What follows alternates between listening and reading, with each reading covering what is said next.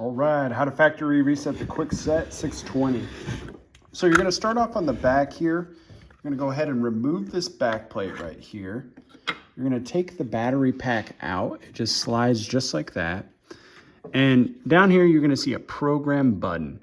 You're gonna go ahead and hold that program button, and you're gonna drop the battery pack back in, and you're gonna hold this here for 30 seconds until you hear a beep. So we'll go ahead and wait. Once you hear that beep, you're gonna let go. You're gonna watch it flash, and once it flashes once, you're gonna go ahead and re-click it, and that'll be the full factory reset there. And this is a true 30 seconds.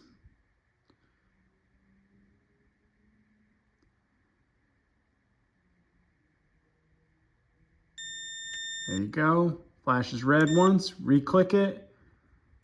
You'll see it flash a bunch of colors. And then when it ends on green, it'll re-hand.